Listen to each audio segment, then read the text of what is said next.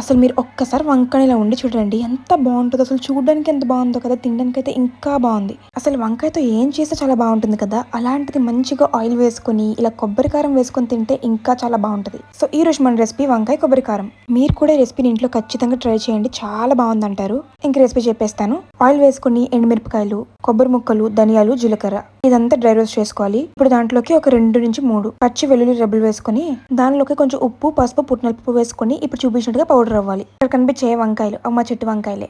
భలే బుజ్జిగా ఉన్నాయి కదా! ఇప్పుడు ఒక రాతి చిప్ప తీసుకొని దాంట్లోకి వంకాయలను యాడ్ చేసుకొని తర్వాత ఆయిల్ వేసేసుకున్నాం. చాలా ఎక్కువ ఆయిల్ పడుతుంది దీనికి. రోజు అంటే ఎక్కువ ఆయిల్ తినొద్దు కానీ అప్పుడప్పుడు తినడం ప్రాబ్లమే లేదు. సో అలా వంకాయలోకి ఆయిల్ వేసుకున్న తర్వాత లిడ్ పెట్టి అలా తీసి మళ్ళీ పెట్టి తీసి కలుపుతూ ఉండాలి. వంకాయలు కదా ఫాస్ట్ గానే కుక్ అయిపోతాయి. ఎప్పుడైతే 3/4 కుక్ అయిపోతాయి ఎందాక ప్రిపేర్ చేసుకున్న పౌడర్ ఉంది కదా అది యాడ్ చేసేస్తాం. అసలు ఈ పౌడరే టేస్ట్. ఈ వంకాయలు కుక్ అవుతున్న మధ్యలో వాటర్ అండ్ ఆయిల్ కొంచెం ఇవాపరేట్ అయ్యి రెండు ఫ్యూజన్ అయ్యి ఉంటుంది. కరెక్ట్ గా ఆ టైంలో వేయాలి పౌడర్. ఒకసారి మంచి మిక్సీ చేస్తే మన కర్రీ అయితే రెడీ అయిపోతుంది. దీన్ని వేడివేడి అన్నంలో అలా నెయ్యి వేసుకొని తింటే అద్భుతంగా ఉంటుంది. నేను చెప్పడం కాదు, మీరే ట్రై చేయండి. ఇంకా ఇలాంటి రెసిపీస్ కోసం సబ్స్క్రైబ్ చేయండి.